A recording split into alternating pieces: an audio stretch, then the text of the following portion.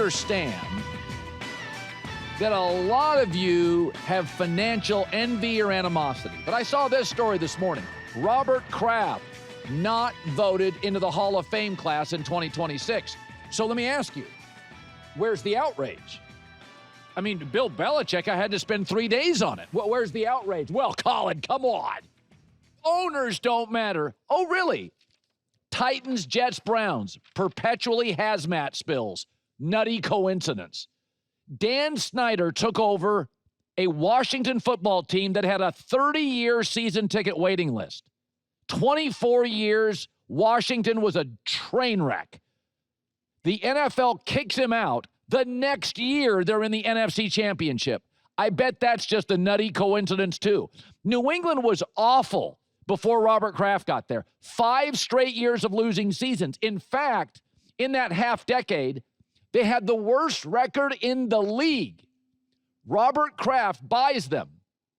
The next year, they're 10-6. What are the chances? Pre-Belichick, with Belichick, post-Belichick, Super Bowls. I've worked for over 35 years in radio and TV. I have had 7 corporate owners. There is an inarguable, undeniable, I'll die on this hill, direct correlation between the quality of the owner and the quality of the management and decisions that are made with people.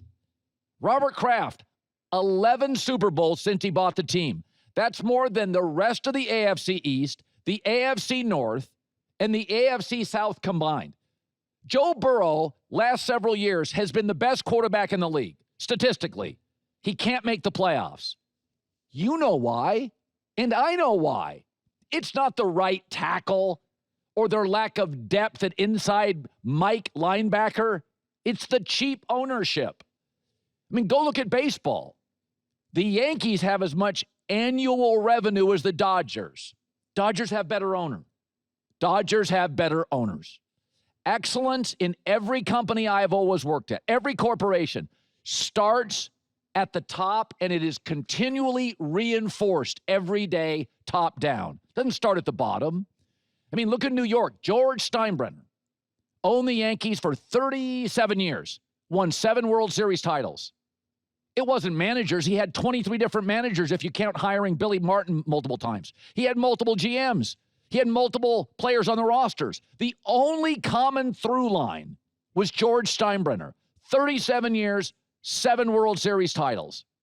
Multiple managers, multiple stars, multiple infielders, multiple pitchers, multiple relievers, multiple GMs, multiple scouts. One common denominator, George. Since he's passed away, 15 years, kids took it over, bagel. No World Series title. Because they don't have his vision, they don't have his courage, and they don't have his passion. I'll die on this hill. People don't like owners. They're rich guys. Give me a break. Every year I talk about this.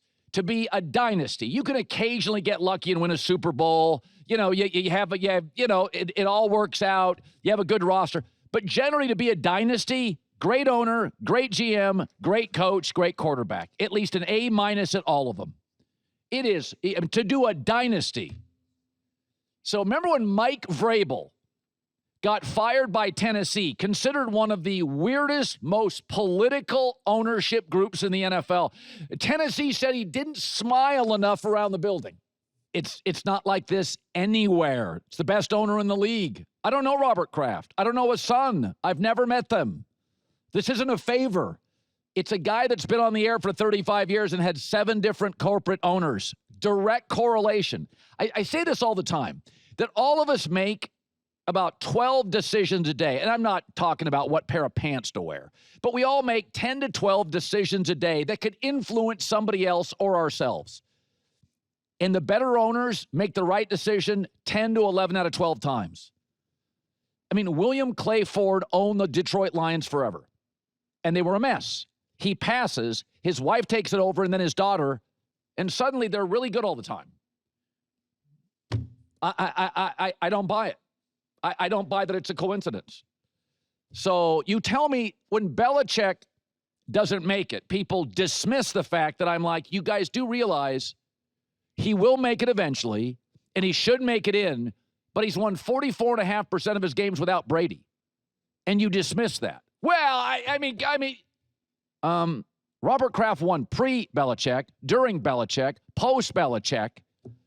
And if you ask me today, the next dynasty in the NFL, if I had to put my 401k on it, I would say Drake May, Mike Vrabel, Robert Kraft, Josh McDaniels. You think this was a terrible organization before Kraft? They were the New Orleans Aints, the Saints. They were terrible. They were cheap. Nobody wanted to play for them. Nobody wanted to scout for them. The next year, they win 10 games. I don't think that's luck. I don't buy in coincidence.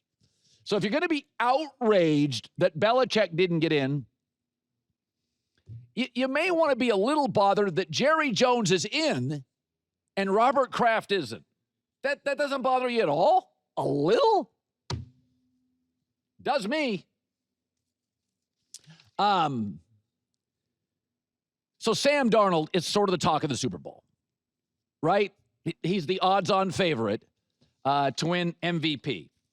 And he had a bite this week.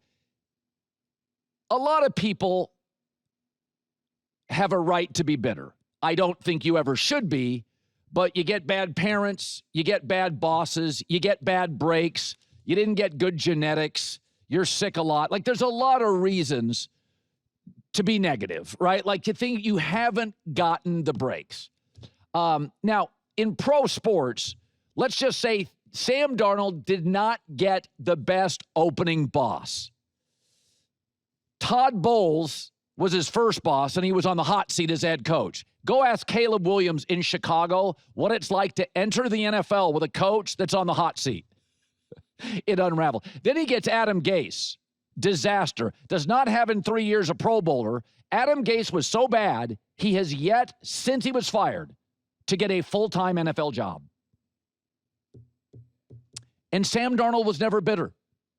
And then he goes to Carolina with Matt Rule. That was a complete circus.